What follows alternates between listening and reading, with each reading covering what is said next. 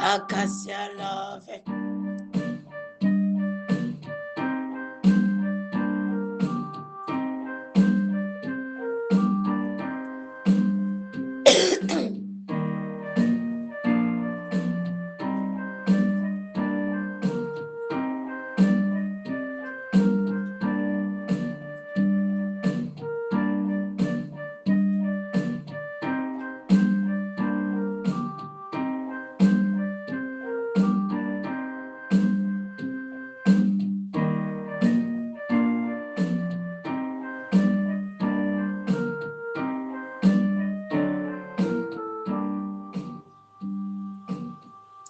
Dawa watu Yesu byagiye mu ijuru. Wowe Mana se w'umwami wacu Yesu Kristo, urakaninaza cyane Mukama, kuko uri isoko ry'ibyiza byose ubuzima bwacu bukeneye kuri iyi si.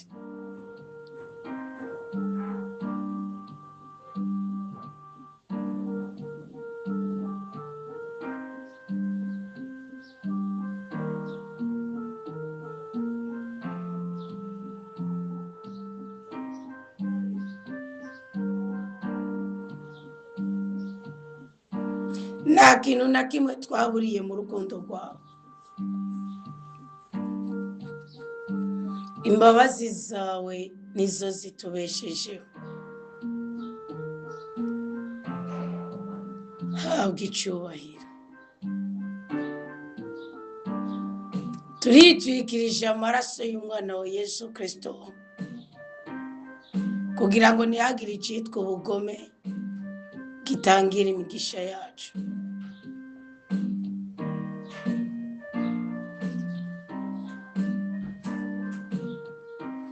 Turasabye ngo inema yawe ibe muri twebwe igwiriye rwose.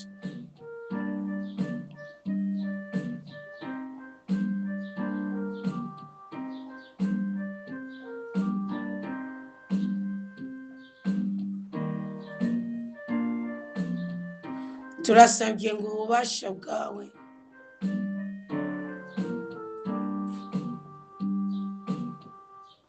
uduteturure ku cyitwa inabi cyose.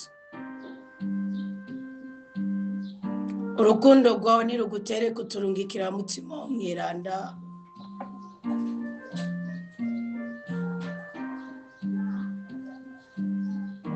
aza tubohore, aza duteturure, aza tunezereze, aza twige icyitwa inabi cyose. Ineza yawe igwire muri twebwe. Turacyari ku munsi ugira kabiri muri iyi minsi 40 y'amasengesho.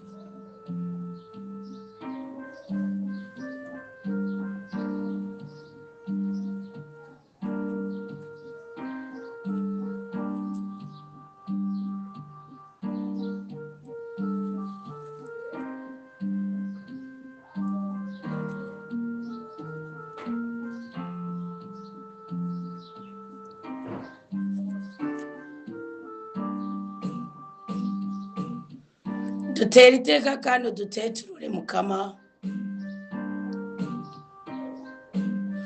uturinde kubabara kandi utwagurira imbibi.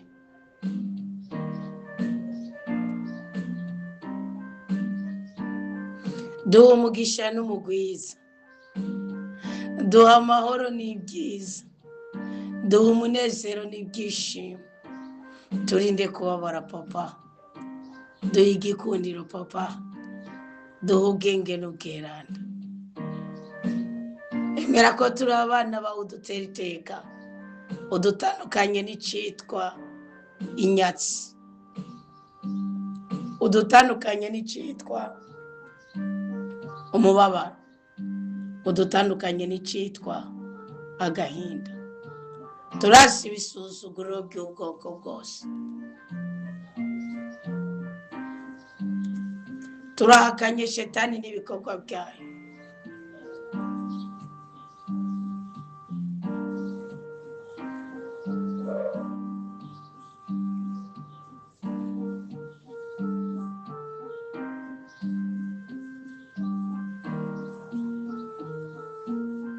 turahakanye shetani n'impanuka zayo, imikoshi yayo, imivumo yayo, turabyase. Duhisemo kuza iwawe papa, duhisemo kuza twishongora mu mitima yacu naho ibidukikije bitanezereje imitima yacu. Turinde kubabara kandi utwagurire imbibi, duteturure kandi utunezereze. Mutima w'Imana kazi, kugira ngo ijambo ry'Imana rigire ububasha bwose muri twebwe kazi. Turaje kwihambirira kuwiteka kuko yarabidusabye mu gitabo cy'amategeko mu igabane cya 11 umurongo wa 22. Yatubwiye ngo nimugende munyubaha. Mishara avuga ngo kandi muce bugufi imbere y'Imana, mwongere mugende mugira ubuntu. Imana yaradusabye ngo mwigore mwihambirire ku buzima bwacu. None ubuzima bw'Imana turashaka aba ari bwo buranga ubuzima bwacu. Imibereho yo mu ijuru dushaka bari yituranga, kuko warabwivugiye ngo umuntu natungwa n'umukate gusa, ashoboye gutungwa n'ijambo ryose rivuye mu kanwa k'Uwiteka. Dutera iteko, duteturure amakuba yose dutandukanye nayo, impanuka zose dutandukanye nazo, ibyiza byose bitugomorere ko, ibibi byose bidukure ko. Mu izina rya Yesu Kristo duhabwe umugisha n'umugwiza, turindwe kubabara kandi twagukirwe mu byo dukora byose. Amen. Amina. Amen. Amen.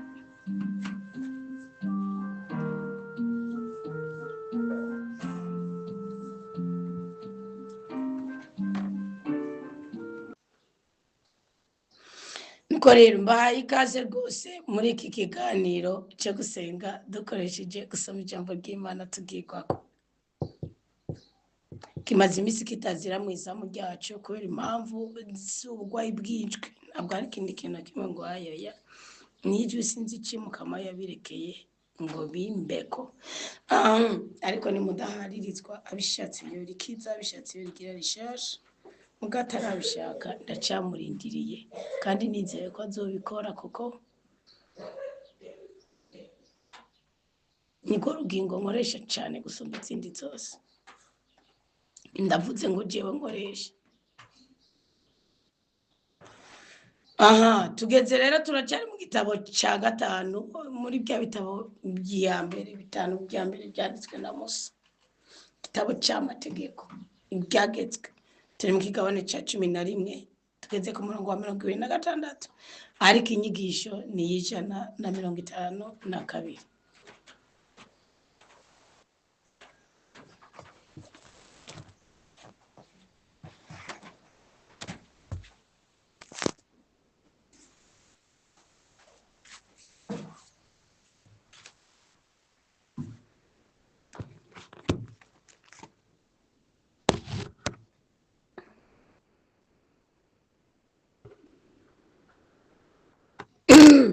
Umurongo wa 26 baravuga ngo era uyu munsi nshize imbere yawe umuhezagiro n'umuvumo.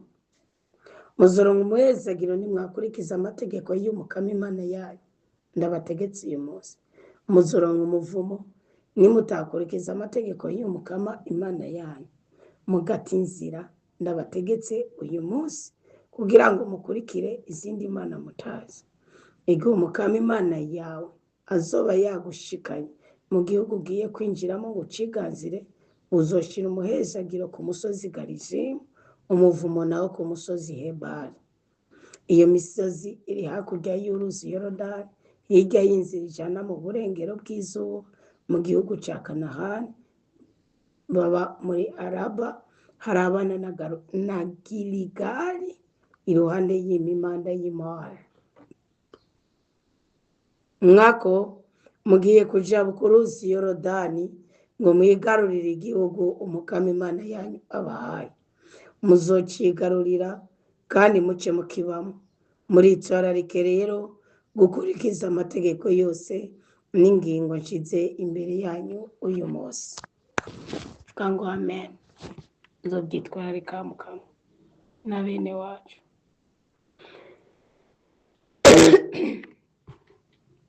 Cumi na kabiri,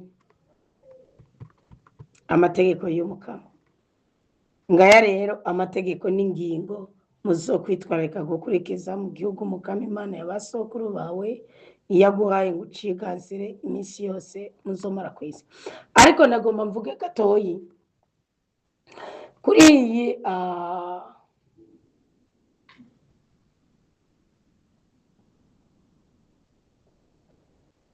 iyi misozi ibiri Garizimu na Ebali. Ubundi Garizimu Musa muzobibona ahari urubyaro rubwiza guhagarara ku musozi Garizimu kugira ngo gwature umugisha kuri buri gikorwa ciza cyose cyakozwe n'umunyisirayeli.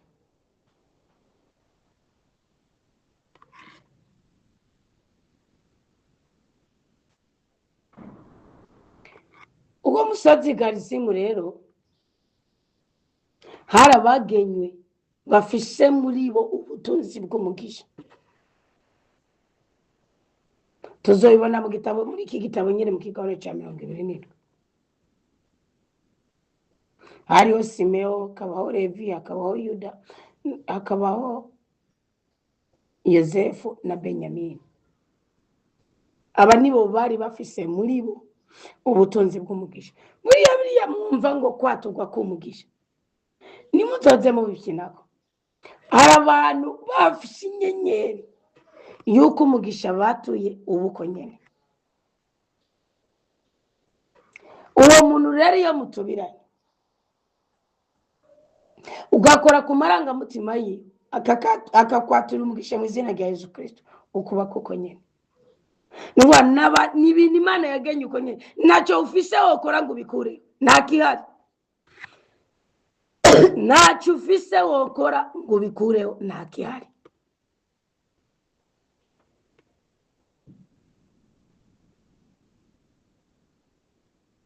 N'ibintu Imana yagenye, n'abantu Imana yahaye inyenyeri y'iki. Rubeni yari yavutse kuri Leya, ni wabaye incike. Abantu bafise umuvumo baherekeza bawukugwa ko kumugaragara, inyenyeri yabo irazima kumugaragara. Nta confusion ngo biri bugenda. Abo bantu Imana yabashizemo izo mbaraga, yabashizemo ubwo butwari, yabashizemo ubwo bubasha, yabashizemo ubwo buyobozi. Ni kuvuga ngo ku musozi Ebali ni rwa rubyaro rumwe nyene rwa Yakobo, ariko urwo rubyaro rwa Yakobo nago muri go kwana abana b'icoreke nawe harimwo ubutunzi bw'umuvumo. Nabo bakora iki? Baje ku musozi Ebali, ni imisozi iri mu karere kamwe. Uwo muntu wese atubasha itegeko ry'Imana, atumviye Imana, bakamupfuma. Kandi nabo bakupfumye barakufata. Niyo mpamvu mpora ndababwira, igihe cyose utubasha Imana uba ushobora kuvumwa kandi bigafata. Uba ushobora kuvumwa kandi bigakora. Uba ushobora kuvumwa kandi bikemera.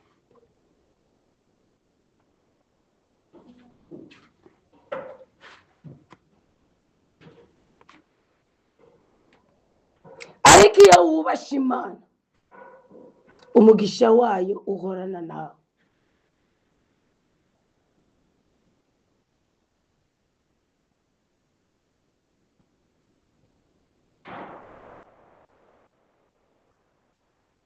Ubwo nibwo bwari ubutunzi bw'Imana ku munyisirayeli, yari amahitamo ye. Kandi n'uyu munsi ubu butunzi bwawe ni amahitamo yawe meza. Nuhitamo kumvira Imana urategwa iteka, nuhitamo kutumvira Imana urateteregwa. Iryo ni ryo banga.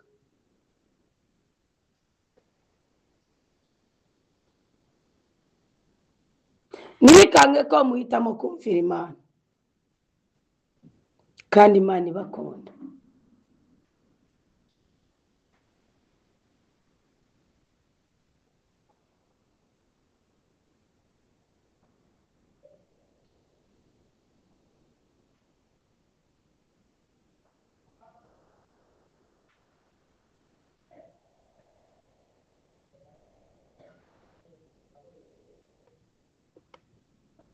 Kumvira Imana, kubaha itegeko ry'Imana, wowe nyine ubwawe ni kwishyira ku musozi Garizimu. Imana ikagusangaho ikagutabara, Imana ikagusangaho ikaguteturura, Imana ikagusangaho ikakunezereza.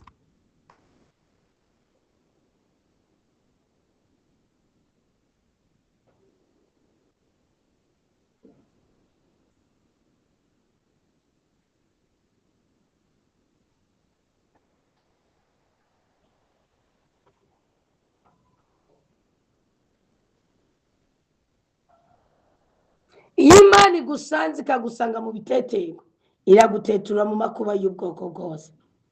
Ariko kandi iyo Imana igusanze ikagusanga inyuma y'uruhongore, ndabarahira gutetereza. None Yesaya 6 ivuga ngo iki? Kandi kubwiza ukuri n'ubikigugu n'ubiryarya ku buzima bwawe urahererwa. Irakubwiza ukuri, nyumvira ngutabara, nyumvira ngubohore, nyumvira nguteturure.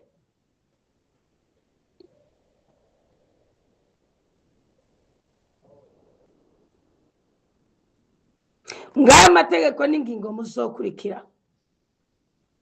mukayitwararika. Ngaya amategeko n'ingingo muzokwitwararika gukurikiza mu gihugu Mukama Imana y'abasokuru bawe yaguhaye ngo uciganzire iminsi yose muzomara ku isi.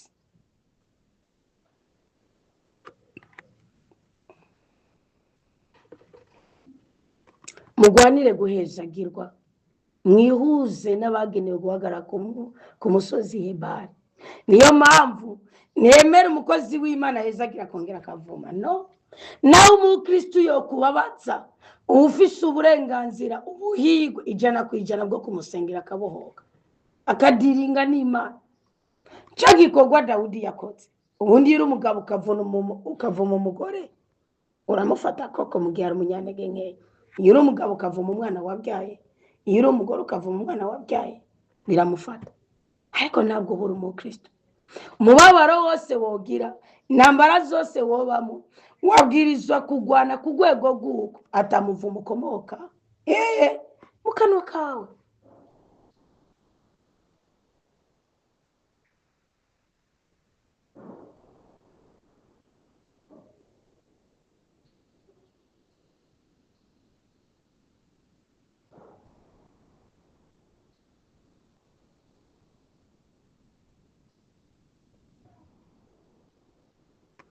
Iyo uhezagira ukongera ukavuma, mwishe nawe usanga uri kimuga mushi y'umwuga.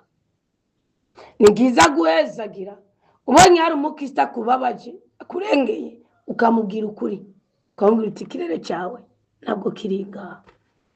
Tekana tuza abwira Uwiteka akurondereze, kuko Imana nibyo kwemera yuko yakira ubutunzi bwangu bumbabumbire mu mutwe w'umuntu umwe, nibyo ukunda. Mugabo hariho umuntu afise inyenyeri ishingiye ku muco wawe, ku butabazi bwawe, ku budahangarwa bwawe. Ibyo ni ngombwa, Imana yabishizeho. Kandi si we gusa, ni uruhererekerane. Natwe ubwacu haba hariho umuntu afise inyenyeri imurikira umuco w'ubwenge bwawe.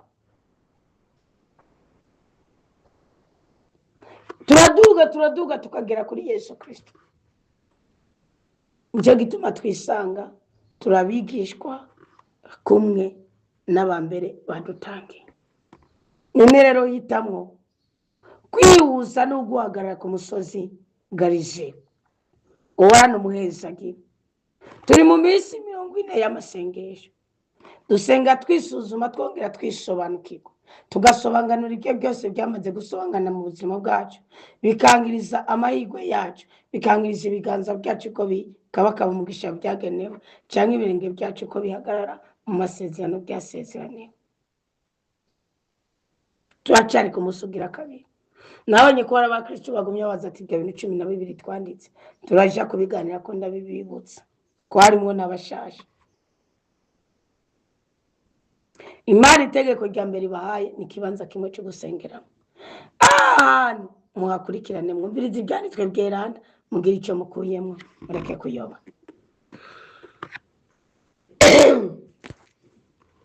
Tumigane cha 12:2 murazimanganye mwongere muherengeteze ibibanza byose amakungu mugiye kwigarurira yahora asengeramwo imana zayo ku misozi miremire ku mitumba no musi y'igiti cy'itunda cyose. Arimwe ico bita gusitura impimbi z'ibigirwamana, gusitura ibicaniro by'ibigirwamana. Murazi ko ari inzira ya mbere kwinjiza muki mu butunzi bugaragara ucubahiro byabaye kuri Gideyoni. Murasitura impimbi zayo mumenagura inkingi zayo z'amabuye umuriro. Inkingi z'ikigirwamana citwa Ashera muziha umuriro mutembagaza ibishusho by'imana zayo muzimanganye izina ryayo aho hantu. Ashera ni iki? Ega niyo tuvuze ngo ibigirwamana ari abatumva ni kintu bari barashizeho bashira mu bwenge bwabo ko gitanga urya, gitanga ubuzima, gitanga urukundo, gitanga amafaranga, gitanga kandi atari byo bakacubakira bakagishira kwiki ibitambo cyangwa inkuka cyangwa amashikano. Kubera ko Imana ari umwuka itagaragara kandi itavuga bo babona ko impene zabo cyakona ko kubaka uruhimbi bagafata umwana wabo bakamuturira.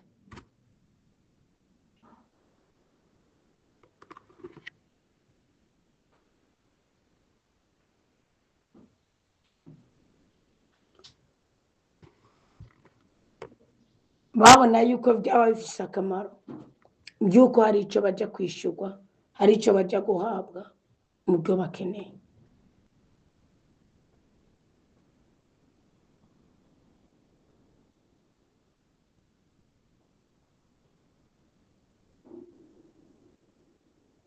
Muri ico gihe Imana yaravuga ati ntihagire uwundi musozi nimwe muzogenda ngo mubake ahubwo muzobanze musenyure. Kandi n'ubwo ugomba umugisha w'Imana nimba hari ikintu cyatuma umunyisirayeli atsinda nuko umusozi yabahagaze ko muzora bicatumye Ezekiyasi no mu ntege nke ziwe igicaniro cyo gikomeza kigakora. Imana ikarinda intambara ikarinda ubupfu n'urupfu mu gihe ciwe abantu bose bo muri Isirayeli. Ni igicaniro yari yarubatse. Igicaniro yacubatse abanje gusenyura impimbi zose zabasenga ibigirwamana. Kuvuga nimba turi kumwe muri urugendo ugomba kubyaza umusaruro ubwirizwa kubanza ugasuzuma ukareka kwitera ijeki.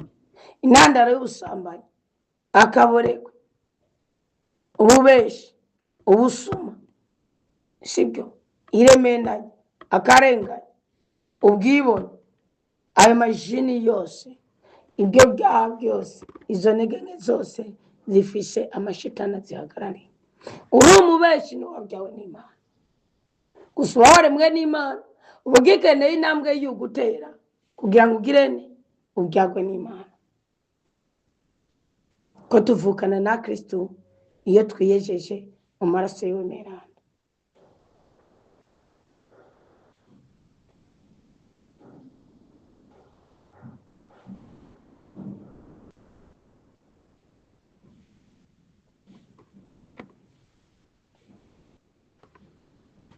Tera intambwe mu byagwe n'Imana muzoba mukoze. Kandi ku byagwa n'Imana niki muzosome mu nkuru nziza ya Yesu Kristo yanditswe na Yohani mu kigabane cya 3 muzobona umugabo w'amanyamategeko yitwa Nikodemo ngo hari ku mugoroba arasanga Kristo ariherera arengera imigirwa y'Abayuda. Arambwira ati ku by'ukuri biragaragara kuri umwiranda w'Imana niki nokora ngo nzobona Imana. Ambwira ati ongera uvuke. Avuga ati none nosubira mu nda kwa mama nasubira nkavuka mama kanteregeje. Ambwira ati Nikodemo iby'umubiri n'iby'umubiri by'umwuka n'iby'umwuka ngo umuyaga urahuhuta umenye uzana nyine umenya n'ibyo hitana. murumije bisigura aho ijambo ico rizanye mu buzima bwawe rishobora kugisobanukirwa utarubaha Imana, ariko hamwe wo kubaha Imana wobona ibitangaza byawe bigokoragurikira ko nk'amama y'imvura.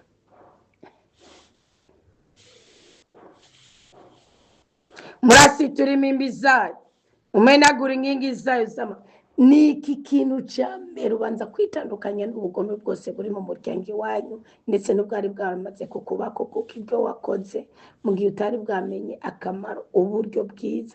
Narabwiye n'abasogokuru bafise ikizobarengera ko hari igihe ariyo Mana yavugwa n'uyu munsi amadini mujuje usanga umukristo yitwa yewe umukristo w'indani amaze kubatizwa mu mazi menshi gatatu ariko gawada ngamwigishwa kutariko kwe sindababesha ni kuri pe mwigishwa kutariko ko Jesse ndabahenda numara kumenya gutahura agaciro kibatishima hari imigigwa itazokobako. Ndabwira impamvu ujye uko wigwiza ko amasezerano Yesu Kristo yigeze kuvuga ngo hahiriwe indi itabyaye n'amabere atonswe kubera ko nawe yari yarabyawe.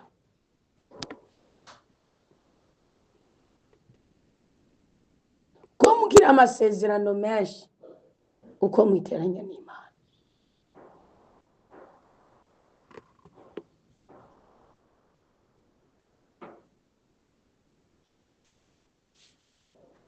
Uko mugira amasezerano menshi uko mugundika amarangamutima yawe. Kuko jewe ikintu ngombwa kuri Kristo ngiyari ngombwa ko agikorerane Yohani Batista. Ari ibintu bibiri nakiriye kuri Yesu. Sindi kwigisha ibijyanye n'Batisimu, no. Ndabizi ko nyigisha mwayisabye kenshi mugasishaka guteranya n'Imana yanje, muka w'Imana aravuga.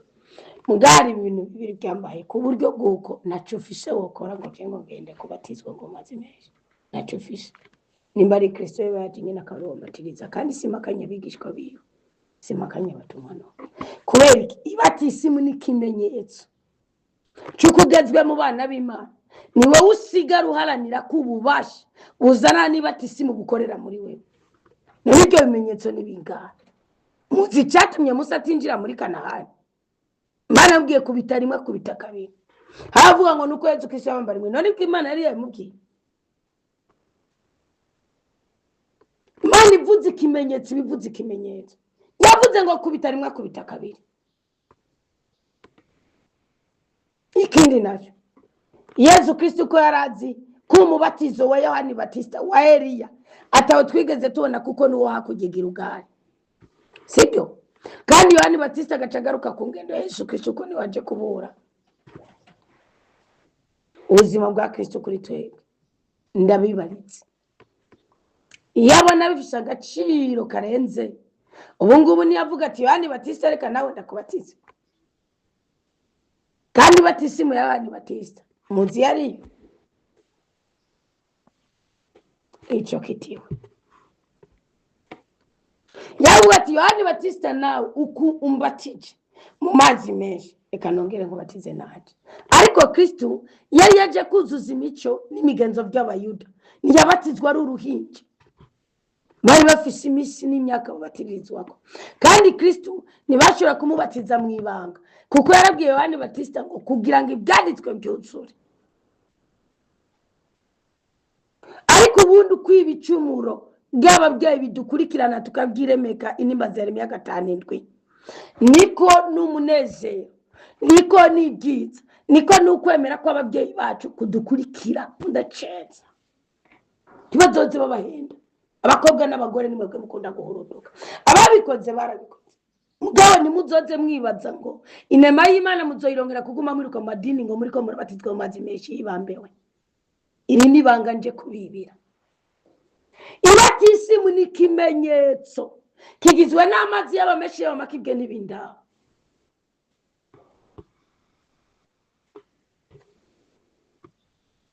Uko izina nyoko yakwisi ni ari abana bitwa amazina bakiri mu nda. Ni gukorako ikagukurikira niko nibatisimu nyoko yagusabiye igukora kikagukurikira. Dakinata.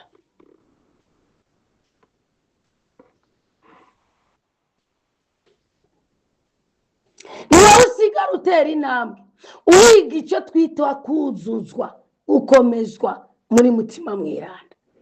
ubwo nibwo buzima bw'umukristo bwa buri munsi. aha niho Kristo yavuze ngo uzacumura ku mwana w'umuntu azobabarirwa, nawe uzoba wabikoreye mu ntege ukabatizwa na nyoko wawe ukabatizwa nande, kuko niyo abatisi munani mukomeza mukayivamo nyuma y'amezi 3 bishoboye bikaba beza n'inyigisho mwatsibagiye ubwo nyene. ariko mwana bwamwasuye muri bya bindi, haranira kuzura mutima mwiranda kuri kwa Bibiliya kube mu mitima yanyu. iyi ni inkota y'ubugi bubiri. nambari n'ikindi mwigishwa muri iyo mibatizo, mbabwije ukuri mwigishwa kutariko. ngaho abakristo benshi mwamurikiwe nimwabimenye.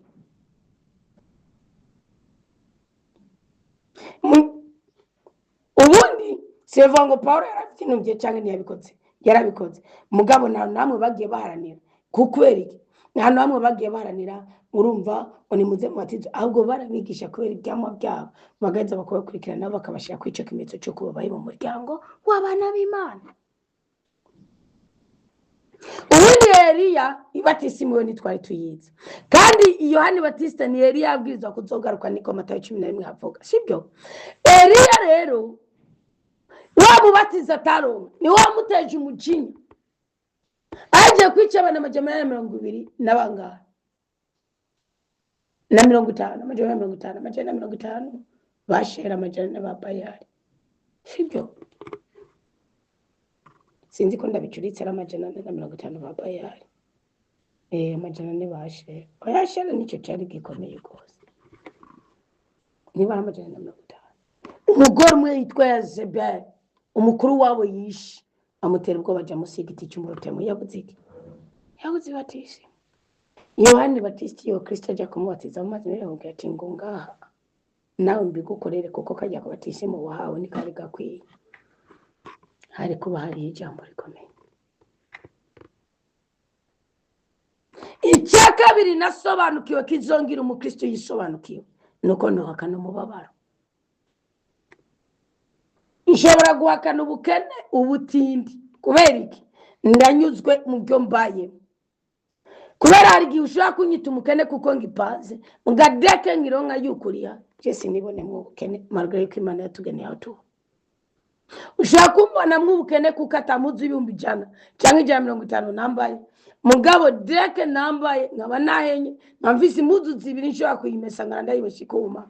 Jesse nibone mu bukene. ubukene so nshobora kubuhakana, kuko umukene wa mbere no ukena mu mutima no mu bwenge. nshobora uyu munsi kuba njoye kuri hinzu y'ibihumbi 500 nk'akarorero, mugabe ejo nibinanira sinzokogwa n'isoni z'ukwegeranya utuntu twanje nkajya mu 150 ahiri hose. so ubukene nshobora kubuhakana, mugabo ubugwayi, ukubabara, ukwibwa, ibyo sishobora kubihakana. kubera iki? Imana nyene ishobora kubimpimirako. nico Kristo yakoreye Yohani Batista. Yohani Batista yaravuze ngo mumbarize koko wowe uri Mesiya cyangwa ndegereze hari uwundi. Kristo yeza kumbwira ati Yohani Batista icyo wagenewe no kuza kugira ngo wuzuze ibyo kwa Eliya, hama uve muri mwe byo kugendera ku magare. ari icecekera avuga ngo ndamubwire ngo birage biravuga, w'impumyi zirabona, wimugabira simba bugeregere, abanyamibembe barakira, abarushe bararuhuka, abashonje bararya, abagenda gusa barambara, abatari bwumve barumva, abatari bwahinduke bari guhinduka.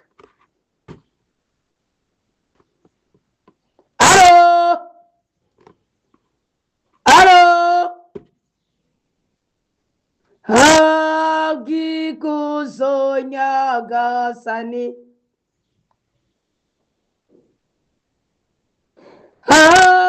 habwikuzo,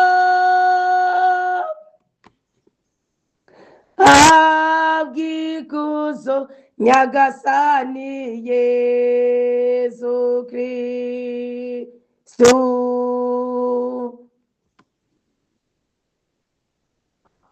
Impundu ni yawe Yesu, amashimwe na yawe Kristo. Reka tukwamamaze ko watitangiye ugatanga umubiri wawe kumwe n'amaraso yawe uragahora usingiza iteka ryose.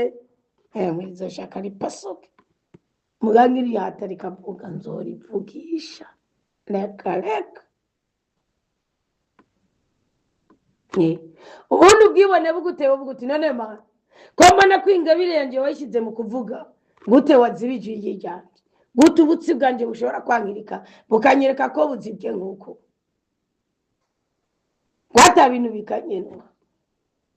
Ari umukristo wose Imana imugishe yambwiye ati jya kuraba yuko utagiye mu mbeho tari abantu bafite arareji ku mbeho so uduti twanje twangirika nje sanga umunsi bimfata neza nagize ibiganiro byose byo mwijoro ndi hanze kandi hari umuyaga mwinshi rwose kandi ubundi jewe sinkunda kuba nambaye amasokisi mugabo nari nambaye hari ijoro ryose guhera saa 3 z'ijoro gushika saa 11 z'ubuca ndi hanze kandi avuga ni koko bishobora kuba ari byo no waranyigishije rero Imana nibinkenze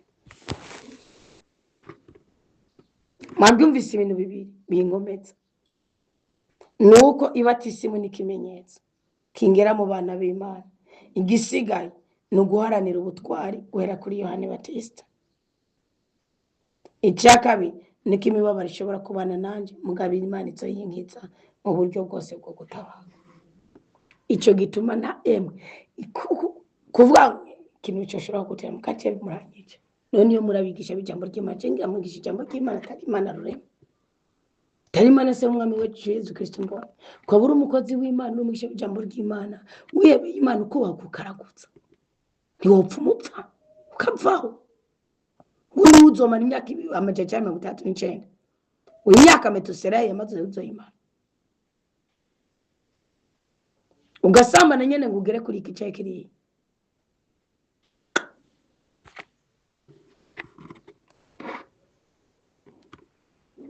Imana imbabarire gose ari bidakwirwa mu bwenge bwacu.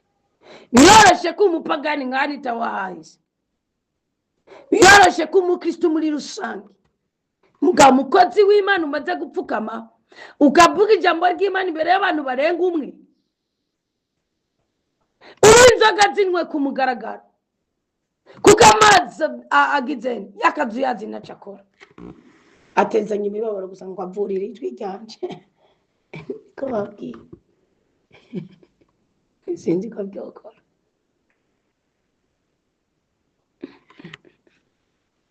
Mana y'Israeli Mana y'ububasha Mana y'ubushobozi Mana y'amahoro Mana y'amahoro we Mana dubabarira dutabare rwose ninde yabasutse ninde yabahenze ugasanga nuba nuri umusambanyi utaraboka kuri uwo muka w'ubusambanyi gwaruhimbi gwashira nurarusenyura ntukemera ko igicaniro cyawe Imana iceme wowe usumbye iki Gideyoni usumbye iki Gadewo abacamanza 6 ngwarubatse uruhimbi Mareka yamaze kuza n'umuhanuzi yacu aravuga ngo ni Yehova nisuru mabendera ryanje ubutsinzi bwa Imana bwati ciceka utabanje gusenya kijya cyo kwaso kizoguma kigukurikira marahozuma n'ubundi cyara mukurikiye ayikshita uciba nusambana bikeme witinga bikeme usambana inyamaswa wabikeme bya bipunyeje byose bikakwemerera uciba nugitora kuba kugakubita bikemera uciba nugishakuza ukifisha ubwibone wumva wo kwemega kwera ko wambaye ukure uko n'imodoka rugenderamo ubura cecekeshe cyumwuka wo kuvuga ngo ngira mvuga ijambo ry'Imana mu mukozi w'Imana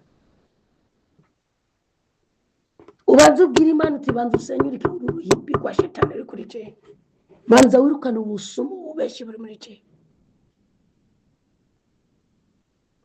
kuko muzotegwa n'umwuka w'ubusuma mubaze ngo muri ko mukora bwiza Imana ikurungikira baguha icya 10 bikunanize kugera ku bitaro no mu mpimba ahana hatatu akomakomeye bikunanize ko ari umukozi w'Imana umusaseredoti cyangwa pasiteri uwakwica cya 10 kuko buriya abakozi b'Imana ba pasiteri n'abapatiri ndabarayi cya 10 bagihabwa n'abahanuzi ano twabisomye muri Bibiliya se yabitabipfutse kuko ngo bene Levi barabwiza gushikana kwa bene Aroni, ubwo mwene Aroni niyongera kumanura ngo azane ku mwene Levi. Mutaza murabipancarika. Ushobora gutanga icya cumi ukagitanga na bintu ukibyaza umusaruro. Ushobora gutanga ishikano ryawe ukaritanga na bintu bibyaza umusaruro.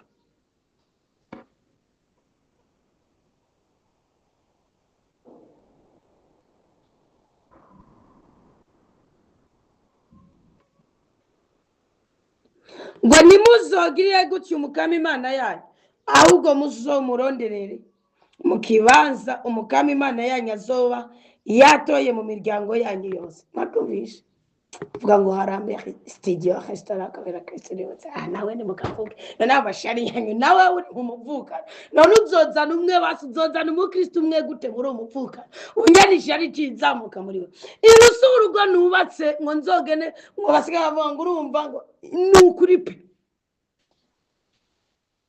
ubu ni umuhamagaro kandi ubwirizwa gusigaranwa nabo muri generation izohaba ndavuye bamavuye kubigirira ishari.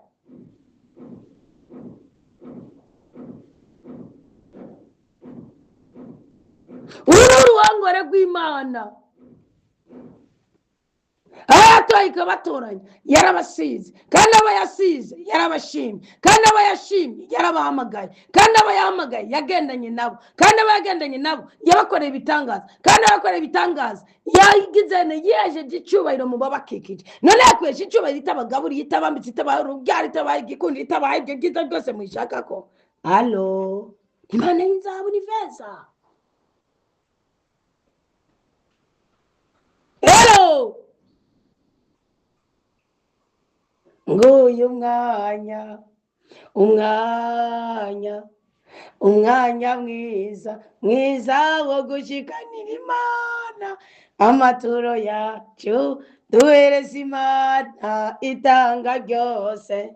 Imana ishaka ijwi rigume riva mu nda gusa ngana uburyo bwiza bukomotsa ibiro ko bica bisaba ko gufungura ubigira ubigwiza n'ubusa ufungura kugira umubiri nyene ubeho mwakizira kurya ngo hage reka n'ikimane none gamana undi yose nari mu mafungo isi 61 no mwizohera ryari izara 31 ongeze urabe nakare mu mutima wanje umanira icyo nakoze kandi nawe nyene umanisha imbabazi zawe impuhwe zawe arizo zimana uzobukoze ntiyagire ngo niyawongera kuzobukoze ndabikwisabiye nanze yamusabye yaye n'isogokuru yabivuze nawe waravuze ngo baso nimwe basaba imikate babaha amabuye ngo banyoko nimwe basaba amafi babaha inzoka ngo mwetswe jewe kandi bo bashobora gukehanika none nyihera imbabazi papa unyongera imisi yo kugukorera unyongera amahirwe yo kukuvugira ngomba gusitura imimbi zose muzamasene nagiye ko ndirimba indirimbo nazi cyo zisigura amazagoza yana amazago mambe kamati tapere oh je m'appelle do ntabwo mvuze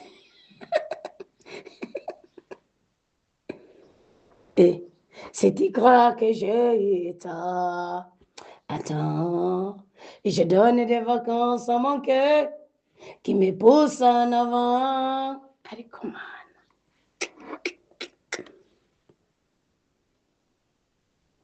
je m'appelle Hélène, je suis une fille comme les autres. Reka nkubwire kiri ku mutima. Ariko mana gute wonye imitwe ryo kukuvugira nibyo byose narabivuga nakajwe keza karongorose ni imyaka uri kumpora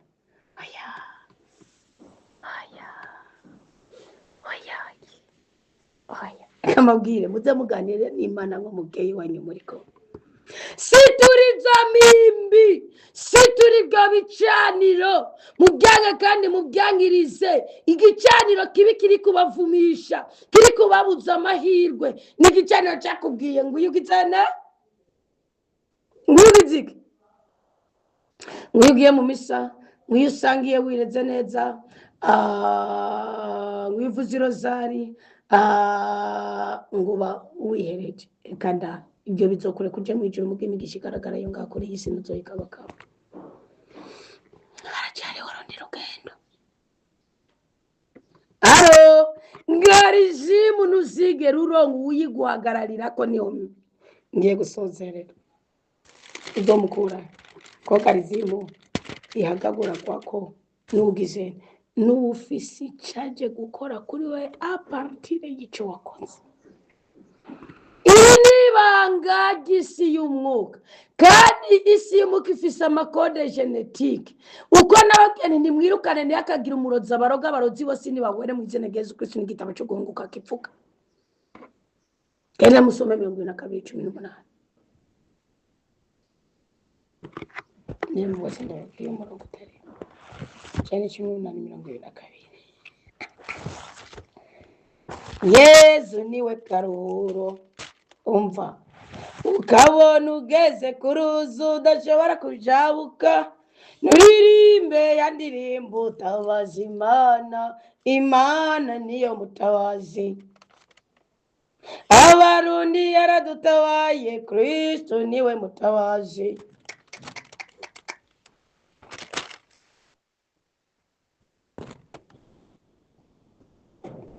Mirongo 22 nabitoye.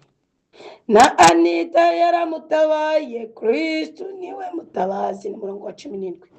Iyunguka cyaye kuvayo 22. Dusure ko umugore aroga mwabe. Ibyishimo bitari byo ni umugore aroga. Kuko umugore ni icyishimo cy'umuntu. Ibyishimo bitari byo bishingiye ku manyanga, amazi ashingiye ku giturire. Aro ibyishimo bivuye ku kaboregwe.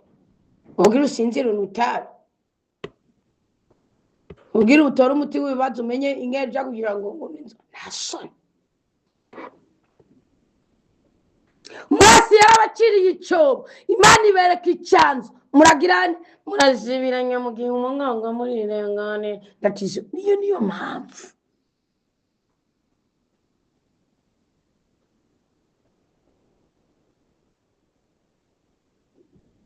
Muzosiragoringa ariko wisira rya Yesu Kristo more. Namwabwa muri studio hesarago Kristo ni ubuzima. None Imana yantabaye, Imana yambohoye, Imana yandiye imyenda, Imana yanguye igisuzuguro, Imana yanyomoye amashashara y'ibikomere, Imana yamvuye ingwara, Imana yamezagiye, Imana yego ariko rangi byaje nakora ntabwo nego kwiza imyaka 40 wapi mugabo rero nanje nagize n'avance ngo vuga imyaka 39 nari ntanguye gusubiza nababwije ukuri imyaka 42 ku myaka 39 na usibye ko na diplome nazi nahera ko mwa mufise nibibaranga jireka naje mbise usibye ngira passport akaranga muntu gusa akindi kintu bise nikaye ya carte yanze mu Burundi mugabo ku myaka 39 nta kintu na kimwe kandi nari munyamadeni nari mu madeni nta kintu na kimwe nabise kindangu usibye isafuriya y'umwana ko kutayogeje neza nyene muhabana itwarete yo inzu yo n'icumba cika nagahozo ki tagashasho takagoroye nibyo murambwira ndiko ndarabirekere ngatuvise abuze ni Imana abarundi reka mvuga bo merere arigiye wiraje nk'uwerutse marera kwa umwana w'imyaka 17-18 birongo gucama ngaja mu baro wewe je gukora iki nibyo mboga ngaho byonyene bikunanije ubanza kwicara ugasegura umugongo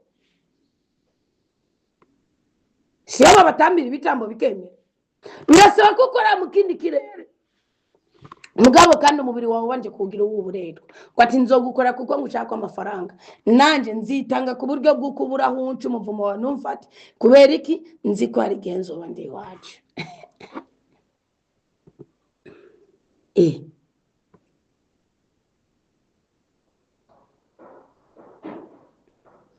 ngo muzomurondera mu kibanza umukama Imana yanyu azoba yatoye mu miryango yanyu yose. Imana barayibajije bariko barava mu bugaragwa bwa Misiri, bariko barava mu butayu, bariko barava mu buja, mu nzu y'ubuja. Niba ugomba kuva mu nzu y'ubukene, ugomba kuva mu nzu y'agahinda, ugomba kuva mu nzu y'ubugumba, ugomba kuva mu nzu y'icyankiro, ugomba kuva mu nzu y'umubabaro, ugomba kuva mu nzu y'ibisuzuguro. Aro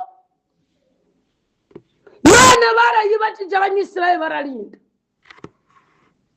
Kutubuza gusambana ukatubuza kuraguza ukatubuza guterekera niki tuzokora kugira ngo ubupfindo bwose bupfinduke mu buzima bwacu nitwamara kugera muri icyo gihugu duhaye. None yabwiye ati muri mwebwe nagira amabwiriza ukuri ko bene Aroni bari bahari, muri mwebwe nzobatorera abahanuzi, ati nzoshira ijambo ryanje muri bo, bazobabwira igikenewe kugira ngo mumenye Imana yanyu, muhabwe intsinzi, mutabagwe mu gihe mushonje, mukire mu gihe mugwaye, mutsinde abansi banyu mu gihe mwatewe.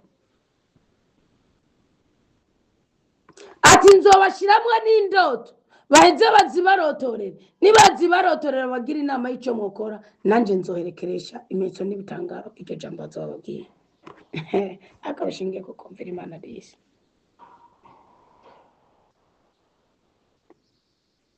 Ngo Imana izoba yabatuye mu miryango yanyu yose, hano nababwiye ko atadini na rimwe ritari mu mugeni, ninguhenda ngo muri katolika ngo tugire kunda Kristo n'ijambo yiwe niwe nzira niwe kuri niwe buzima, nawe uzobona Imana atamufise. Kandi Kristo niwe jambo. Reka ubundi mu yandi majambo niwe uvuga ati tunga ijambo ry'Imana rikubera urumuri, rikubera inkota y'ubugi bubiri. Acha mucheza.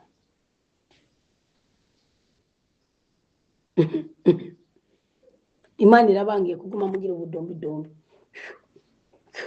hariya. Oya, irabangiye atabwo hace musenye ibigirwamana byose.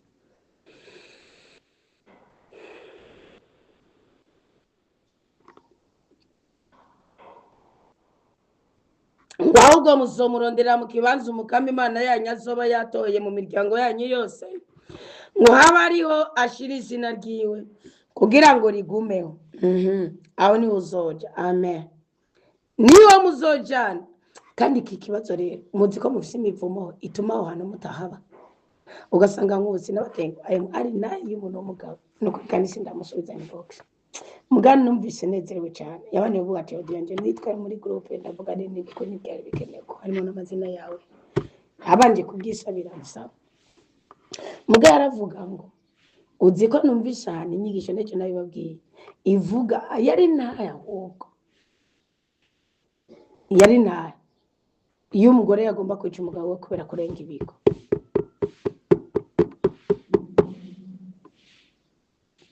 Arabireka. Kandi buri naye nuko ari yindi yu ari muri Kenya, nawe yagomba kwica umugabo we n'umuhabara wiwe kubera gutanga. Bisigura ko umuvumo yarafise mu Burundi yarawujabukanye inyuma mu makungu.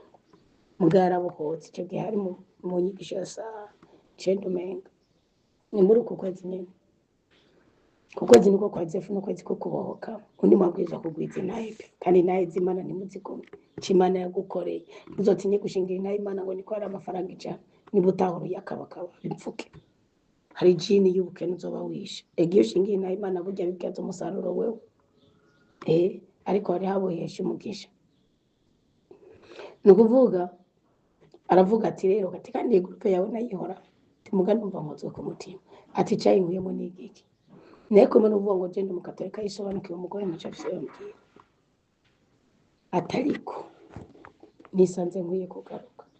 Ati kandi ikindi naco cambabaje nari maze gufatwa n'umwuka w'ubusambanyi, ati ku buryo bw'uko nari nsigaye nsambana, ati kandi ndi mu mahanga kandi mfise umugore wanje, ati kandi nawe nasambana, ati naryamana n'umugore wa sinzi ko bariko mu mahanga no kavuze ati uwo muka narawujabukanye, ati nuba ari ubunyene nari mfise rendez-vous y'umukobwa ngomba kuza, ati nciye ndabivamo ko nukuri pe.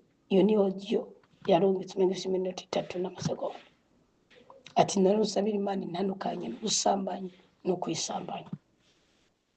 Murazi uwo muntu imbaraga afise, murazi nk'ubu yohinduka umuntu ashobora gusambana kongera akisambanya, murazi ubukomeza abafise ahindutse, murazi ngene yakorera Imana Yesu mu Saint Paul mweranda.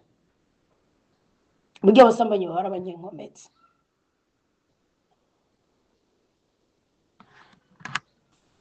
Barakuvuga ngo nivyayo ya usambana siguterura amajeke siguterura ibyuma no mugabo ico mwomenya baba abanyenkomezi ndabibabwiye. Mugomba ko mibasigura muzobimbaze aho ni uzoja. Rero hari abantu muguma mujuragira ugasanga ari idini wagiyemwo kubera agakosa runaka cyangwa mugenzi wawe gushinga ngo je nagize hari igihe kirara kibo kirariye nawe kiraha reka igamwa nawe wama sibyo uhagarara ahantu uvuga uti Imana ahantu ngiye kuhacana igicaniro, ucuracana igicaniro kitagira uburyarya, uvuga uti sinzokuryagenya kimwe muri 10 imvura igwe canke ihite. Nawe mugabo tutobihuriza ko niba ngaye muri komoni ingo zabo zigaruka, kandi abagabo batabyumva mugabo akitwararika ubwirane guca bugufi imbere y'Imana akavuga ati Imana icyo nakoze niki, sinatwe mu kabari hariho n'abagore basahura gatwaye mu kabari, si ibihuzu byiza byiza nagiye kwambara, ariko ndashaka nongere ngire igikundira akanovera ku rugo kagaruke. Erega kenshi iyo umugabo ataye umugore kiba ari icaniro cy'umugore cyabaye develope, niyo shetani hera. Ugaca wicara ukavuga uti nzoshira hano mu mubyeyi nashimye yavuze ati nzokwenyegeza no peremenyegeze njire kwitwanje muri studio restaurant komera Kristo ni muzima gushika Imana inkore y'inezi kama kuramba no kuranirwa. Yamaze guhabwa ko hari imyaka yose, ntabwo ari akadumbi uri kurabiyo yavuye. Aya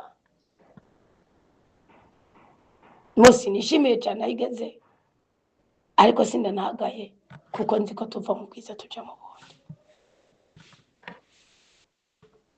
Aho niho uzoca gira ikibanza, urumva ari ikibanza kimwe, hari ahantu bwiza ugira igicana paravuga ngo urumva ngo no musi ngo bamenze shitani n'umugome kandi Imana ishobora kumugutererana, akavuga ati ukarambirwa. Umuka wo kurambirwa so w'abana b'Imana.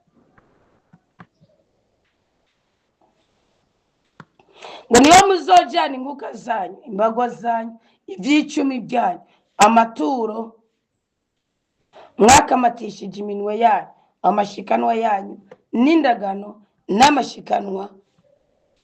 Mwabyumvise zanagano indagano mazishari icubunini ryashishira mukama mwogeragereje kiniki ndagusabye ngirira kiniki. Ibyo nisezerano ryo ko ari cyo ukoreye mu itegeko ry'Imana, icyo isaba ngo gukorera. Hama kandi urashaka kuvuga mukama jewe runaka, okay, nisezerano kubera narababwiye burya niyo ufashe ugatanga buri kintu kimwe cyose mushobora gutanga muri umuvukano. Ndi kuvuga muri umuvukano kuko wavukiye muri Bibiliya, nahandi wavukiye se mu bitekerezo bya neta, hari utundi tumushoboye kwiyumvira. Ni kuvuga ntuzokorwe n'isoni zo kuvuga ngo jewe naka, ari igihe n'ukuri ibintu mubikora n'ubwibone. Ndabibasabye basi none ko biri muri Bibiliya, erega n'isezerano yari yaje kandi yari yashobora kwigira. Ni kuvuga Imana ko nibigenza mwana umubyeyi Bikira Mariya amaze kuvugana na Marika Gabriel hani muri Rukarima, yagize yaciye mu connecta kuri Elizabeth kuko yaravuganye n'umwuka. Marika ni mwuka imuconnecta kugaragara, aza kumuha preuve, ikimenyetso cyuko muri we hari Imana kandi ahiriwe ubandi bagore bose. Yaciye mu connecta nawe kugira ngo agire ubuhamya. Hari abakristo benshi mutigeze mugira iyo connection yibigaragara. Iyo umaze kwigishwa ukabyumva, sibyo? Iyo umaze kwigishwa ukabyumva, Imana iraguconnecta n'ababona ibyiza Imana yagukoreye, bakabishingira inaye, nawe nyene ukabihamya ko ari ukuri. Aho niho rero iyo wigishije uvuga uti jewe anitanisha imbere akashala.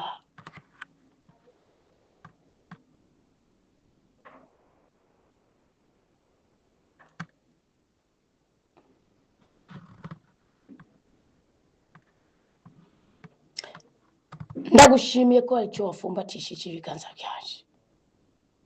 Ndi muzima kubwaho, nje kukugerageresha kimwe muri 10 wafumbatishije. Ndagusabye nyaguhora ku ngoma, umbera umwana, umbera umukiza, mpamagara amezi mu rubyara hisi yaronyatse, mwumvikana mu muryango. Iyo ni alliance d'amour, kuko uba wumva unyutswe mu bihesha agaciro. Yavuze ngo telefone yaje ngo yanjye, nawe telefone yawe iki umuhuza wawe ni Imana. Ndabarahiye ni mu bikora bizokora. Uvuga uti telefone abandi babishira mu bisutwa. Umuntu afise filme pornographique muri telefone iramugira imbata ku buryo yibagira n'akazi akora. akaryama atari uko ashaka itiro, agomba kubana n'iyo telefone mpaka, agakwega umwuka wo kwishamanya mpaka agakwira amafilime porunogarafique yose yaraba mpaka atangure kumusa nk'ikimasa kandi atari ikimasa mpaka.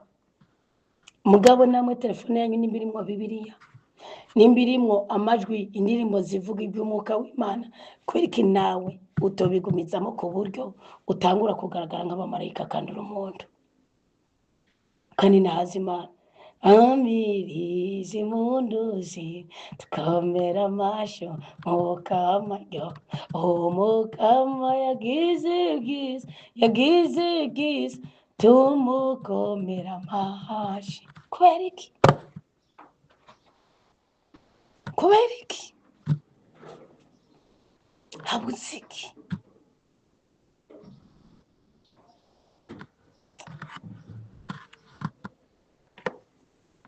Niki kibuze?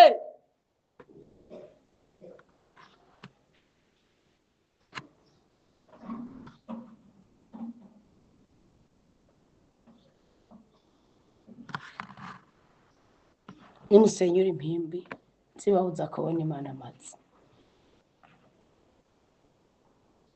Ngwani wa muzofungurira, ndavuga kurya mwishinkoka. Bo baragenda sibyo? Ani wari itandukaniro ry'ubwuzure bushasha no bwuzure bwa kera. Baragenda, niyo mpamvu mo ndabwira ti nuvuga ati nifatanije n'abazoja ku bitaro, nuvuga uti gomba gukorera umugisha w'Imana, inkure kw'ibyonyi kimwe cya kimwe gitange ngaha, ni ukuvuga ngo ukaba Imana yaguhaye 10,000 ugomba gutanga 1,000, urabareka bayakate muri yo. Nimba hasigara 500, nimba hasigara 600 nta kibazo, kubera n'ubundi wabwiriza kuduga imisozi ukagenda mukicana mukabisangira, kandi murazi wo mucaye mugasangira na bityo byose muzorabe na Heri na Elkana ngiye cyo kwana nyina wa Samuel. Hani muri Samuel wa mbere bayicaye bagasangira n'kiyoga bakadusangira kavinyo. Aba nibo muzofungurira imbere y'Umukama Imana yayo, kandi mwigine hamwe nabo mu nzu zanyu, kubera ibyo byose muzoba mutunze iby'Umukama Imana yawe yaguhayemo umuhetsakira. Fora ubundi byo dutunze nasanze bitagira mu muhetsakira. Wowe ufise amazu nta mwana w'imfubyi utunze, nta n'umuntu uhaye indaro. Wowe urarya ukarya wenyine. Ubundi nimba ushoboye kugura ifana 3 urutangi mu mwezi 2, nicyo gituma n'ibidiyabete hasigaye ari indwara z'ababosi.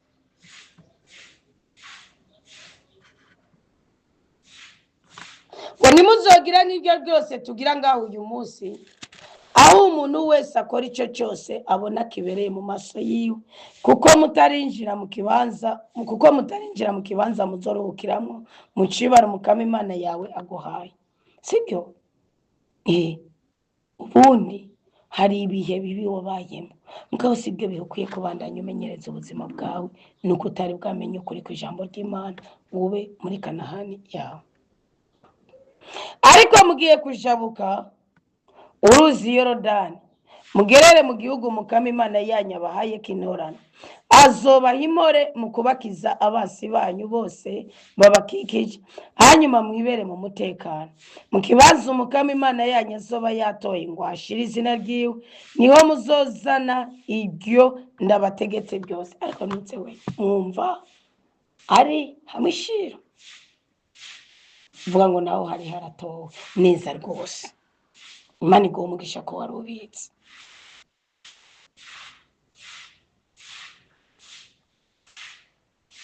Mu kibazo Umukama Imana yanyu azoba yatoye ngo ashire izina ryiwe, niho murumva ko ari mu nzu y'ububiko, niho muzozana ibyo ndabategetse byose, inkuka zanyu, imbagwa zanyu, ibyicumi byanyu, amaturo mwakamatishije iminwe yanyu, n'ibyo muzoba mwacaguye byose by'amashikano yanyu y'indagano, ngo mubyegurire Umukama.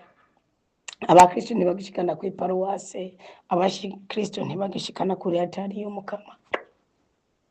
Ngo inzara yarateye, nari nzokogwaho niki? Nzokogwaho no kumvira Imana. Muzosome mu Bami ba kabiri mu gihe cya Elisa. Muzokwigina imbere y'Umukama Imana yanyu, mwebwe hamwe n'abahungu banyu, abakobwa banyu, abasuku banyu n'inshoreke zanyu hamwe n'umurevi ari muki mu bisagara byawe, kuko atamutagi cyangwa intoranwa asangiye namwe. Nimwamwima n'akazi kanyu. Uririnda rero munabyumva, nimwamwima n'akazi kanyu amashikano yanyu mukagenda mukayariza hariya mukima umuhanuzi muzoba mudekonye. Uririnda rero Imana ishaka mvugire muda imiyogo nshaka ndayikoresha ariko hari kabisa akunda. Uririnda rero guherereza inkuka zawe mu kibanza icari cyo cyose ubonye, ariko uzohereza inkuka zawe mu kibanza umukama azoba yatoye muri umwe mu miryango yawe, aho niho uzorangurira ibyo ndagutegetse byose. Nabyumvise apana kuko umuje bagebecebesha amashikano yawe, namba hari umuvukano wemera genda ube kumwe n'abandi. Ubundi yarigiye muvuga ngo ni byiza ufise nabeshi bukura bari mu banyona watokura ngano ugomba gukora igikorwa cy'urukundo ukiyadukiza ngo jewe ngo ndagiye ngo ngiye muri aka karere n'ukuri be ababanyi bawe abagenzi bawe inshuti zawe birahagije. Mugabo ugikirera uwo muntu ubuhaye n'ubukiza. Nimwige kuba hamwe kuko Kristo yavuze ngo babicaye batatu bakoranye ku bw'ijambo ryanje nzoba ndi hagati yabo ndabagirire neza.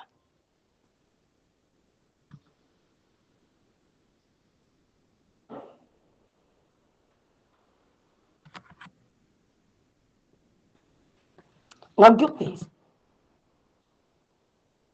abo bantu ni muyunge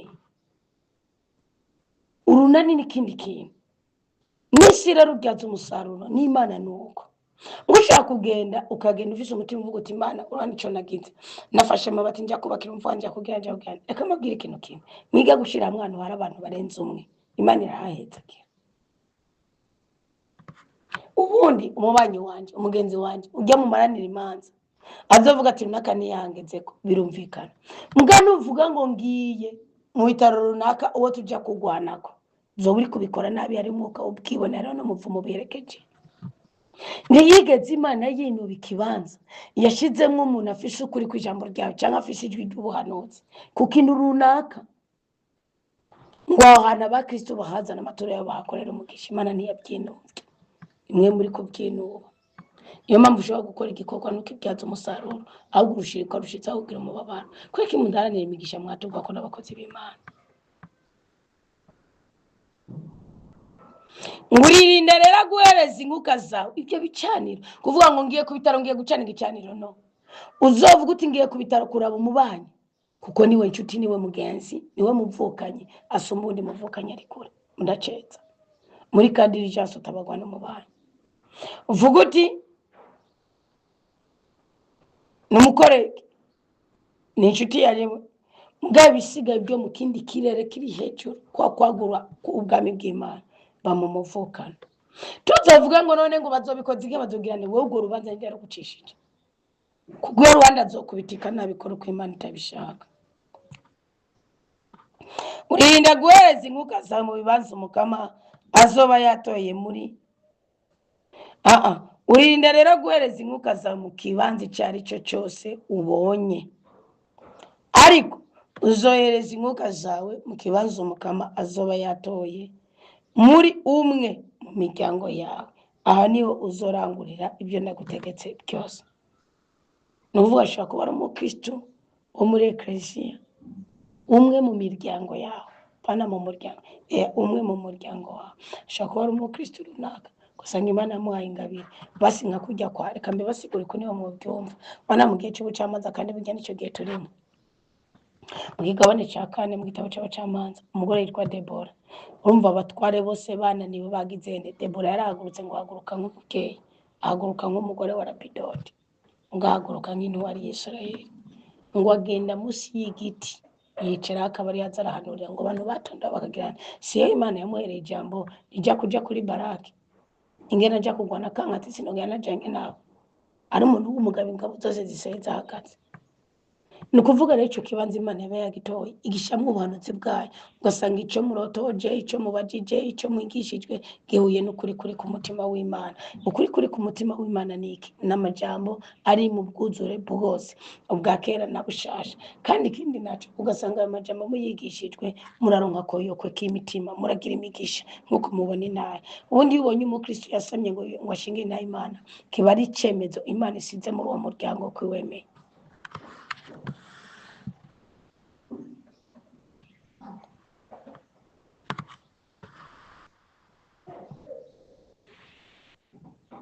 ngo yamara hose umutima wawe ubishakiye uzobaga kandi ufungura inyama ufatiye ku mihezagiro umukama imana yawe yaguhaye mu marembo yawe. Uwuhumanye n'uwudahumanye azobijya nk'uko vyoba ari ingeregere canke inyemera, ariko icyo mutazokoza mu kanwa ni amaraso gusa urayasesa hasi nk'amazi. Mwumvise turi mu ijambo rivuga ngo amahitamo yawe nibwo butunzi bwawe. Niryo jambo twahereye ko bya naho nabandanije kuko hatanguye kumuhezagira n'umuvumo mu kigabane cya 11 kuri 26. N'amahitamo yawe Imana yagushiriye imbere avuga ati nubishaka ukabikora iti okay, ntacagira iki, nta rubanza si icyaha ukoze, mugabo ngenda kwibira ibanga ari icyo uzotakaza. Kubera iki? Ujya mugisha watuwe ko n'umukozi w'Imana aba ufitiye ubutware n'uburenganzira Imana iragukurikirana, mugabo urabijya kuvuga uti Imana umpezagira. Narababwiye ko ari ibintu Imana yatanze ku protocol mwiduha uburenganzira bwo kubyumva, irabitwigisha irabidushyira imbere, iduha uburenganzira bwo kubikurikiza ukaronka ubwo budangarwa. Je ntubikurikize ugacika urubanza sero y'ibyo wemera. Hari abakristo benshi rero bazoja mu ijuru nk'abacitse ku icumu nk'abamayibobo, inzara umukanda wavuye mwaratubitse.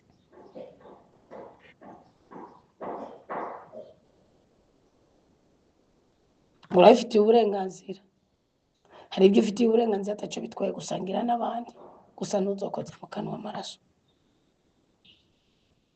Murumva icari cyo gukoza mu kanwa amaraso ko uyu munsi atamaraso dutanga?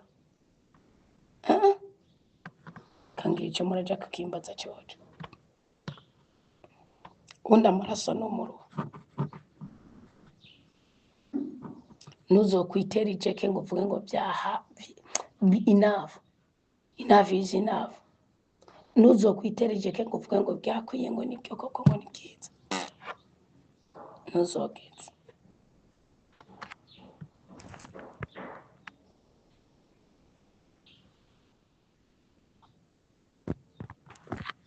ngo urasesasi nk'amazi.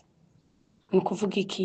Umuruho wawe uravuga ko Uwiteka ari waruhura. Ibi mubisobanukirwa muri ibikorwa by'abatumwa 10 kuri Koruneliyo. Ngo arakora agakoresha n'abasuku bagaca yicara bagasangira. Imana yamusanga avuga ati Koruneliyo yaratunganye. Irungika Petero ibanza kumuteza inzozi zo kurya inyamaswa ati sinkora ikizira ati genda, cyo naziruye kiba cyaziro. Avuga ati genda. Koruneliyo yuzuye umutima mwera niyatumye abikoreye nimuzura mutima mwera bataragirana, abagaratiye buzura mutima mwera bataragira iki, batarabatizwa.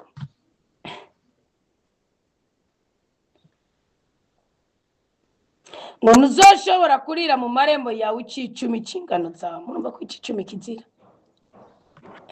Abakristo benshi mwariye icicumi cy'umukama muravuga ngo jewe kazima ndababoro ngo kazima ngemura ku bitaro kazima ngira iki. No kuri sindi kubahenda. Umukristo gica 10 afise umuvumo afise icyaha, kandi uwo muvumo ntuzomubuza kuja mu ijuru. Mugafise umuvumo afise inyatsi mwinshi bwo wakoreye byose igicumi Imana izobyiriye. Uzohora kwa muganga uzamana amabwate y'imiti mwisho Imana izociriye.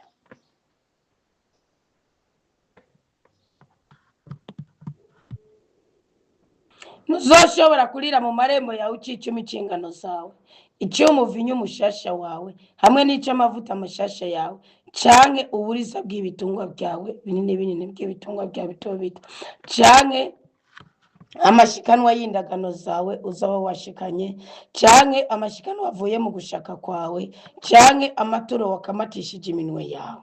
Imbere y'umukama Imana yawe niho uzobirira honyene, mu kibanza umukama Imana yawe azoba yitoreye. Ubisangire n'umuhungu wawe n'umukobwa wawe, umusuko wawe n'inshoreke yawe, hamwe n'umurevi aba mu marembo yanyu. Ubundi mu irembo naho winjira ni naho usokera. Uja gutahura irembo ugiye muri Yohana 10. Uja gutahura irembo uravye ubunyage bw'Isirayeli mu gihe c'ingoma ya Nebukadinezari niho byaherera byagiye kuza mu nyuma. Mu gihe c'ingoma ya Ezekiyasi. Ni ukuvuga iki? Ubu mubiza bisangira mu marembo yanyu. Ni umwene Levi, ntabwo ari umwene Aroni. Muze mutandukanye ibintu ndabibasabye. Ni wowe ndi wo gukora mu mahema. Kandi azoba ari mwene Levi imisi yose uzoba mu gihugu cyawe. Uzoba imbere y'Umukama Imana yawe kubera ibyo byose uzoba utunze.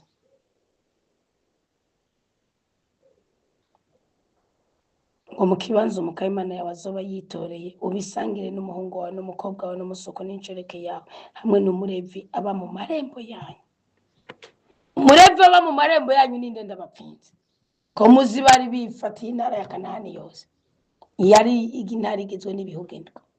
Imana ibahari igihugu kimwe kigizwe n'imiryango 12. Ninde ndabapfinze? Ni ya nzu y'ububiko rabihema ingene cyari cyubatse. Ubundi ihema ry'Imana ryari hagati. Imiryango 3 twarayibonye mu gitabo cyo kuvayo. Imiryango 3 sibyo yari he? Yari mu buseruko, 3 mu burengero, 3 mu bumanuko, indi 3 mu buraruko.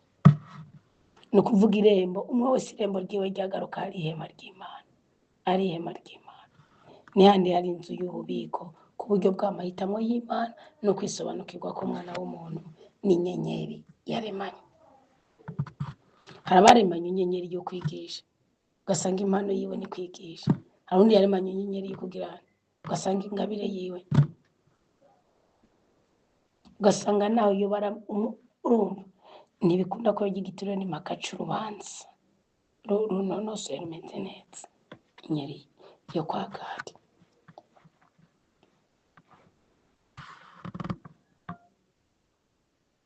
Mbiriza.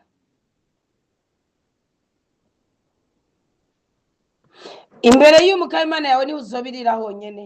Mu kibanza Umukama Imana yawe azoba yitoreye. Kubera Imana ivuze ngo uzobisangira n'umuhungu wawe n'umukobwa wawe n'inshoreke yawe ni iki? Ni ukuvuga imigisha mukorera irya migisha mwatugwako. Ikora kuri mwebwe no ku rubyaro ruzokurikira. Ni kwa kundi Iburahimu yatanga icya 10 yubatse igicaniro. Ngo ico gicaniro kiraza kiratabara. Kigana kuri Dawudi kiravuga mu gihe Umarika yaraje kwica kubera ikosa rya Dawudi yica abanyisirayeli. Ngo ageze ku mbuga Yonani igicaniro cy'Iburahimu yari yaracanye kiravuga. Nyuma y'imyaka 1000 n'ibihumbi ico kitiyo icya kabiri ngo Levi ico y'Abaheburayo ikigwane cindwi ngo Levi byari ngombwa cyane igicaniro ngo kuko nawe yerera bicaniwe ngo akiri mubura akiri mu mafyigo ataracanizwa mu mafyigo ya nyina.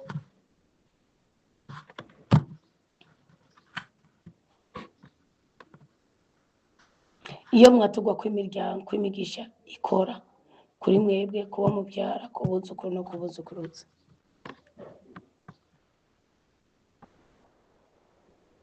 Uzokwigina imbere y'Umukama Imana yawe kubera ibyo byose uzobutunze. Uririnda kwirengagiza umurevi imisi yose uzoba mu gihugu cyawe. Nukuri nta mukristo afise amahoro yarirengagije umuhanuzi. Mwishimana irakwereka yuko wihenze. Ntimukarindire kwihenda. Umukama Imana yawe niyamara kwagura urubibe rwawe nk'uko yabikubwiye. Nawe ukavuga uti ngomba kurya inyama kuko umutima wawe wipfuje. Urashobora kurya inyama uko umutima wawe vyipfuje kose. Ikibanza Umukama Imana yawe azoba yaratoye ngo ashire mu izina ryiwe n'icyaha kiri kure yawe. Uraheza ubage mu bitungwa byawe binini binini no mu bitungwa byawe bito bito Umukama Imana yawe azoba yaguhaye. Ubigire nk'uko nabitegetse. Hanyuma uzirire mu marembo yawe uko umutima wawe vyipfuje kose. Agaruka mu marembo. Utima umurevi. Uzozirya nk'uko zoba ari inyama zingeregere cyangwa zinyemera.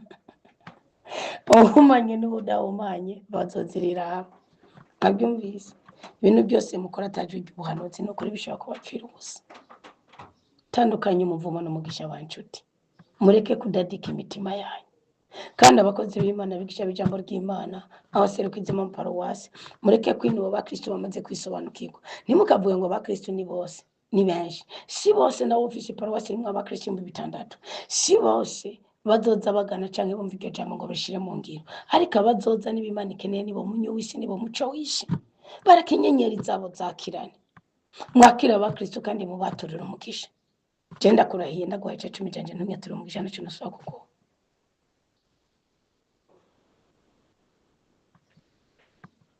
ndababwiye mushaka kumbwira ngo nawe sinzosubira kwera nje nurashikirwa mvuga biriko gicanira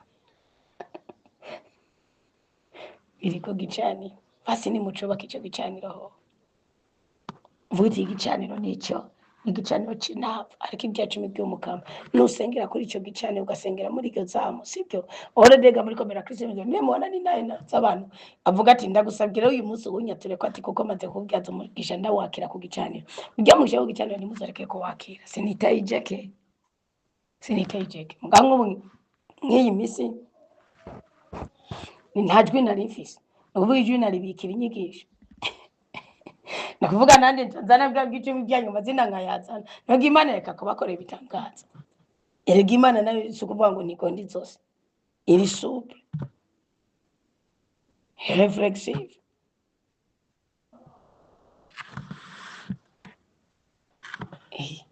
cyo gicaniro kirahari buri zamu nimba wahisemo nimba n'undi wagitanga atazamu ufise urashaka wireke nabwe kwizamu naho bari mwinyigisho y'amasabiri ntuzumvirize zose ukumviriza isengesho ritangura ukumviriza ijya minota 10 ya mbere cyane ugakwiza iminota 18 izamu bukwigita ica 10 kizamu wahisemo hari amazamu 8 buri munsi shikintu tugarukana cyabaye none gute wo buri zamu namba uri kwizamu buri zamu ryose risiga icaniro kandi buri gicaniro kiri kumugisha kuko kiri kumubavu w'intapfa mukomeze muyirekerame ariko no mugitarashika mugizire kwico gicaniro kihari nawe ugende gusa Imana kuri cya gicaniro mameretse ubwo nabwo nubundi budahanga kandi umuka w'Imana arakoze gukimera ngaho sicyo nateguye ngo ndababwiye ibindi byose muzokora ku gatwe kanyu mwabyumvise byo mukora ku gatwe kanyu onazo benyamuriye zira zisa nk'inzi ngeregere n'izinyemera kagari kinyamaswa cyawe ari inka yawe ari imene yawe wabanze nagiye ntuzokwirata amatone y'umuceri yaciye mu nzu yawe uzokwirata ikiro cy'umuceri wagaburiye umuntu icyo gihe cy'umugisha ibyo utunze byose tuzokwirata ubwoko bw'impuzu ufise uzokwirata imwe wagabiye umuntu ntuzokwirata ubwoko bw'amaji wanyoye uzokwirata uwo wahaye jingwanya bamuretse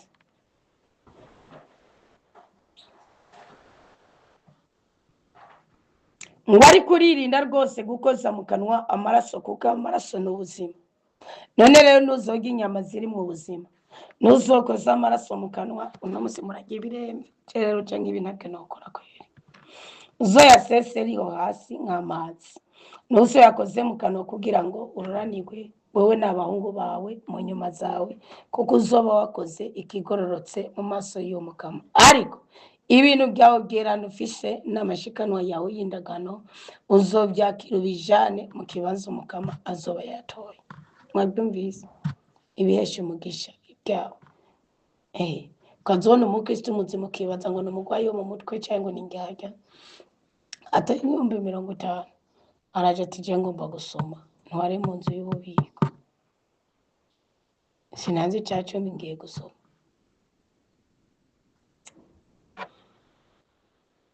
nimureke Imana yitimana nimureke Imana yacu yitimana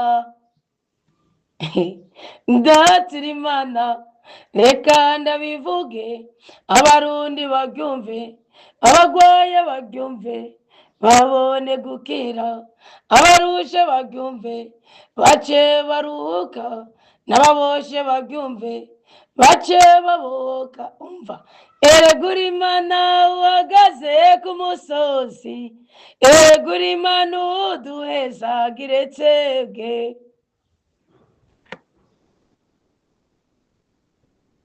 mushaka ndariduze muce muntu wenga kandi irimi ibyo bivugira mu nda gusa ngo ariko ibintu byawe bgerana ufise n'amashikanwa yawe y'indagano uzogyakira ubijane mu kibanza umukama azoba yatoye. Inkuka zawe, inyama n'amaraso azotembera ku ruhimbi rw'uwo mukama Imana yawe. Inyama zibe arizo ufungura, urazigama kandi ukurikize. Basi uyu munsi kubera atabitungwa adushikana, uno munsi bisigura iki?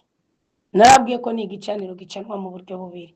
Hari igicaniro cy'ibigaragara n'icya gicaniro cy'intapfa, kaho ni igicaniro cyo mu mwuka. Abaromani 12 gutanga imibiri yanyu ngishikano moto neza. Ni ukuvuga ukuntu bavuga ngo amaraso azosesekarira ku ruhimbi, bisigura ko icyagihe wabikoze wenyene. Imana yavuze ati ibyo uriko urakora ntubizi, mugabo nyene nta rubanza ndagucira kuko wahisemo gukoresha amarangamutima yawe, akaba ari je nayaguhaye. Ni ukuvuga nta muvumo wo kuvuga ngo uzoja mu muriro, oya, mugabo nta n'umugisha w'ibigaragara. Cyagihe ubijanye rero mu marembo ukajana ugasangira n'umukozi w'Imana, ni ukuvuga icyo ukora n'igikuhabwa umugisha, ngo amaraso yawe ubwa mbere uri wenyene amaraso yawe atembera hasi. Ubu naho gutembera hasi ni kuvuga iki? Ni ikindi kintu uzokora ngo wigwana, ariko ni nka burya buzima bw'abamisirima. Abantu muzingo w'abamisirima n'abapagani no bafise icyo bemera, kandi mu byo bemera harimo ibitabo 5 bya mbere bya Musa, ariko izobatabara gusa bakoresha imbaraga nyinshi. Twebwe amaraso ya Kristo agatweza tugakuwa kw'ibyaha, nabo bakora ibikorwa bakoresha imbaraga nyinshi. Ni ukuvuga rero ngo amaraso muri icyo gihe uzoba bikoze ku gatwe kawe azotembera hasi nk'inyemera nayiki. Ni ukuvuga ntacyo asigaye acungura, ntacyo asigaye akora, ahubwo arindiriye ikindi gihe wikangurije gukora mu kindi kirere, aho umukama azoba yaragushiriye ikibanza cy'ukuriramo ibyo bintu. Ni hahandi utogota wakuba ugakana ijwi ry'ubuhanuzi, ugakana ibicaniro, ugacira urubanza abantu, mu nyuma bikarangira Imana iguteje nk'ikigwara runaka kandi usenga. Hari ngombwa ngo haseruke Yesaya, mwameze ko Yesaya yakoze ibitangaza yarubaha Imana, mugari ngombwa ngo haseruke Yesaya.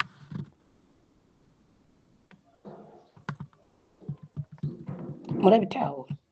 Ariko nuza hari umuhereza, nuza hari umurevi, hari umuhanuzi ngo amaraso yazomijukira ku gicaniro. Ku gicaniro naho ni ku Mana, ni ku muriro. Aho ni muri Matayo 11:28. Ngo mwebwe mwese murushe kandi muremere meze ndabaruhurira. Rya jambo kwatuye ko riraruhura. Sinabategura je umukristo yakoze ngo arita.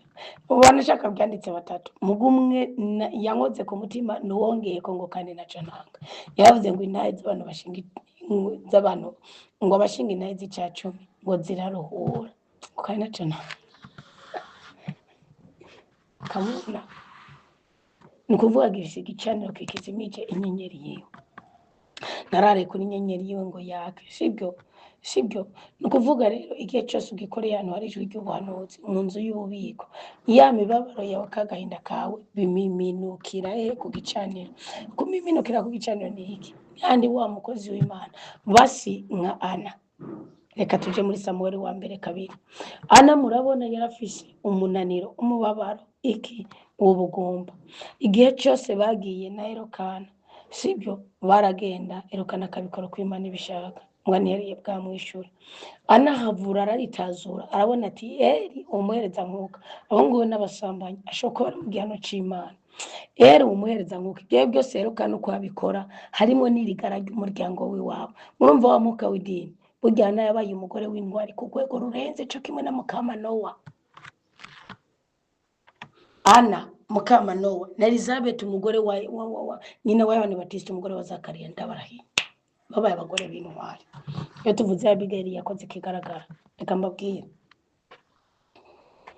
Ana icyo yakoze ni igiki. Aravuga ati jewe imyaka tujya ishira, tuzana imbago, tuzana ibintu byose, sindonga urubyaro, nzana n'abahiriwe Elokana nta nkunda, urubyaro rufise umwabara wiwe Penina ariko arabyara, ni je mugore w'indagano nako nabyara. Ariyomba aja kuco bita, reka burya ntiyagiye mu isengero bisanzwe, yakiriye ingingi Bowazi nande na Yakini. Voilà, ingingi zibizo mu isengero Bowazi na Yakini, ubucunguzi n'ibwizigiro. Okay, Bowazi na Yakini arazisegura, aratitira.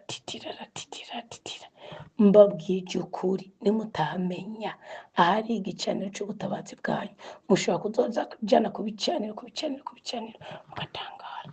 Hano hari igicaniro cy'ubutabazi bwawe urahatitira bikemera, urahavugira bikemera. uwo munsi yera agondozwa n'umumarayika w'umukama aravuga ati wa mugore yabanje kugondozwa na kamere yiwe waje kuborerwa mu nzu y'umukama avuga ati muhaye babarira rwose n'agahinda nahise ko ndabwira umukama ntabwo injereke yawe ndi mupfapfa umareka ati ceceka akibura bwenge mudafite natageri yaherewe igihano uzobwihweze neza ntiyongeye kugira amahirwe yaramuhereza nk'uko yizewe umwari ubwenge ntiyongeye kugira amahirwe ushika were kandi awerere rimwe n'abahungu biwe yawereye hicaye Samuweli iyo ushize umubavu wawe neza ku gicaniro ukagira igicaniro c'intama ukashishikana ryawe ukashira amarangamutima yawe burya nagira amabwiriza kuri byo muhabwa ni mubizi muhabwa ubutware buri hejuru y'ubundi bushobozi murazigama kandi ukurikiza amajambo yose ndagutegetse kugira ngo uzororanirwe wewe n'abahungu bawe mu nyuma zawe na naryo kubera ko uzoba wakoze ibyiza n'ibigororotse mu maso y'umukama Imana yawe amina bisigaye byose n'urusaku nuzigama amategeko n'amabwirizwa y'umukama ugakora ibyiza Imana yagutegetse ukabikora nk'uko ibishaka imigisha yose izokutsako nayo nisengesho nogira vuga uti Imana ngiye gukurikiza amategeko yawe amabwirizwa yawe nyereka aho noshira igicaniro cy'ubutabazi nzokomeza mbe umukatolika yisobanukiwe amashikanwa ndayatange neza nkomeze mbe umupenekoti nkomeze mbe umuanglikani ariko nyereka hari igicaniro canje cy'ubutabazi ndagomba kubriya ndagomba kubyara incabwenge ndagomba kubaka urugo ndagomba kunezerwa ndagomba kuramba ndagomba kugira inzahabu ndagomba kugira ifeza sishaka gukora ibintu nk'iby'inyemera n'ingeregere mwibuke Kristo ingene yabwiye Herode ngo wambwebwe ngo namubwire iyo mbwebwe hamwe mudafite inata kambasozere muri jambo riri muri Yohana 8:31 muzomenya ukuri nimumara kukumenya muzobohoka ubu nta kintu ukwiye muri inyigisho cyo gutuma ubu mutsinzi